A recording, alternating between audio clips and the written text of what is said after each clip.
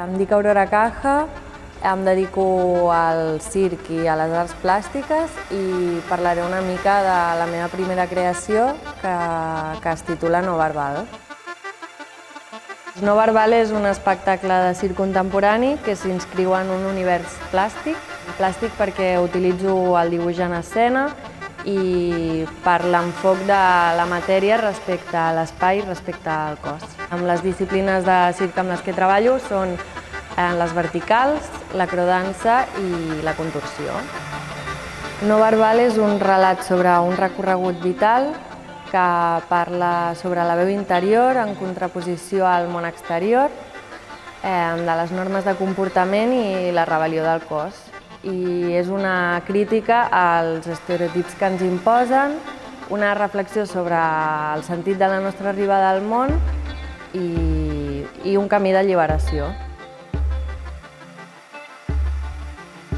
El que veureu a l'EP són un fragment de 20 minuts i tinc pensat estrenar la peça a finals d'aquest any i estic també buscant on puc fer-ho i la data, però la idea seria aquesta. La meva formació és en arts plàstiques. Vaig estudiar a l'Escola Massana, després vaig fer Belles Arts i el llenguatge plàstic per mi és molt propi i per això per mi tenia molt sentit, és que per mi no ho puc fer d'una altra manera que incloure tot això, plasmar tot això en escena.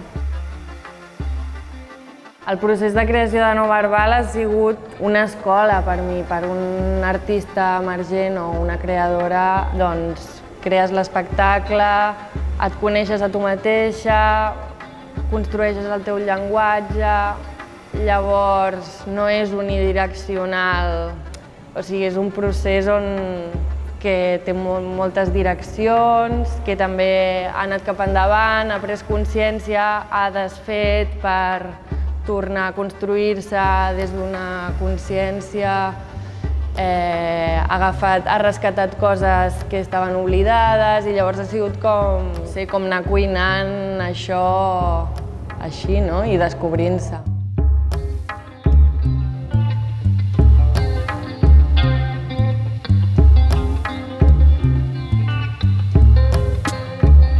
En aquesta residència he fet bricolatge i he treballat molt la presència, la continuïtat en el recorregut del viatge i un dels meus objectius ara mateix, aquestes setmanes, és gaudir-ho i llavors per mi és molt important això, no? També el fet d'estar viva i de viure dins de la proposta i poder gaudir, respirar, estar, perquè al final va molt d'estar present al que proposo. Llavors, també treballar això.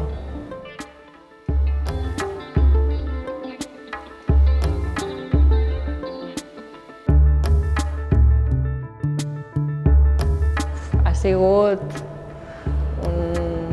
un viatge on he après molt.